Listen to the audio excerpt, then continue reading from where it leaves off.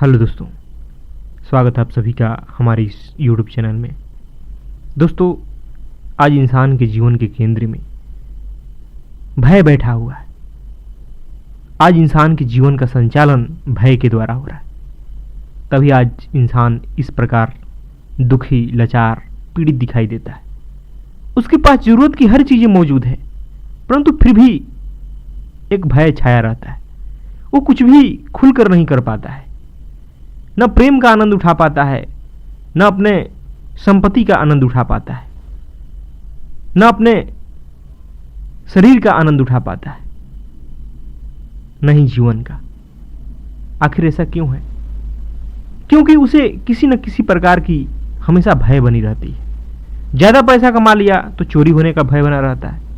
समाज में पीछे रह गया तो भय बना रहता है कि कहीं लोगों के नज़रे में गिर न जाऊं।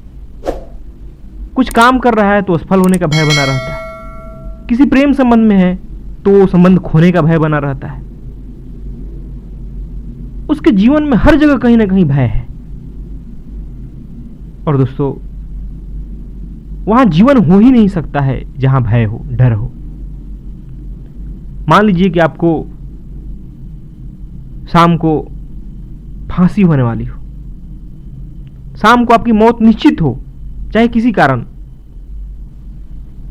चाहे किसी भयंकर बीमारी के कारण, और आपको दिन भर खूब अच्छा खाना खिलाया जाए। क्या उस आप खाने का आनंद ले पाएंगे? आपके मनचाही वस्तु दे दिया जाए, क्या उसका आनंद उठा पाएंगे? बिल्कुल नहीं उठा पाएंगे, क्योंकि आपको भय बना रहेगा मौत का। तो जीवन में कैसे आप भयभीत होकर के जीवन का लुत्फ उठा सकते हो? क्या जो चीजें मिली हुई है, कीमती से कीमती चीजें, उसका आप आनंद उठा पाओगे? और यही कारण है कि मनुष्य अपने जीवन का जो इतना कीमती है, मूल्यवान है, उसका आनंद नहीं ले पाता। प्रेम और मस्ती से वंचित रह जाता है अपने जीवन में, क्योंकि उसने जीवन में छोटे छोटे भय पकड़ रखे हैं और उसी से उसका जीवन का संचालन होता है। भय सिवाय अहंकार के मिटने का और कुछ नहीं है। अगर मौत आती है तो मौत में होता क्या है? हमारा ईगो मिट जाता है, हमारा अहंकार मिट जाता है, जो हमने जीवन भर मैं बना के रखा होता है वो मिट जाता है।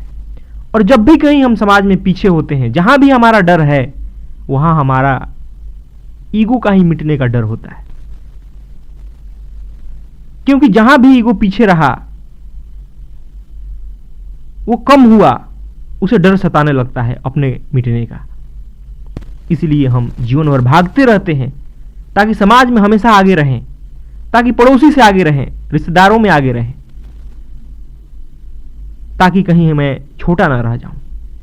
और इसी को मेंटेन करने के लिए जो चीजें आपके पास है भी, उसका आप लुत्फ नहीं उठा पाते।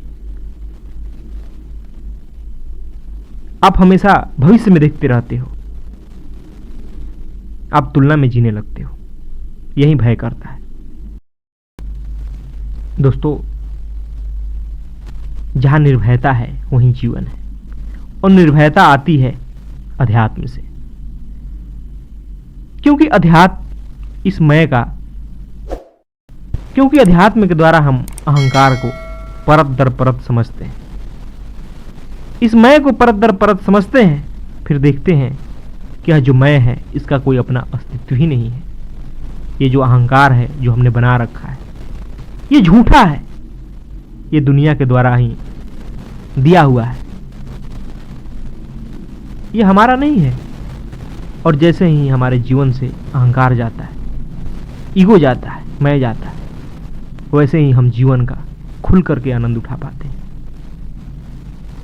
वैसे ही हमारे जीवन में प्रेम और आनंद का आगमन होता है। हम शांति और सुकून से जीने लगते हैं। लेकिन वो आएगा अध्यात्म से ही। आप दुनिया में कितना भी कुछ इकट्ठा कर लें, आप हमेशा भयभीत रहेंगे। कोई ना कोई आपका भय हमेशा ही रहेगा। ये देखकर डरिए कि जीवन बर्बाद हुआ जा रहा है और जीवन में बोध ना आया, मैं से मुक्ति ना हुआ, तो फिर ये जीवन किस काम का? फिर ये जीवन अधूरा ही रह जाएगा जो इसका उद्देश्य है। अगर उसे ही नहीं आपने जाना तो फिर जीवन बेकार ही गया। इसलिए डरना है तो अपने जीवन के व्यर्थता से डरिए। और ये छोटे छोटे जो डर हैं पाल रखे हैं, इससे दूरी तभी आएगी जब आप अध्यात्म के करीब आइएगा, स्वयं को जानिएगा। जब आत्मबोध होगा तभी आप जानिएगा कि आप जीवन कहां बर्बाद कर रहे हैं और क्यों आप डरे हुए, सब पता चल जाएगा।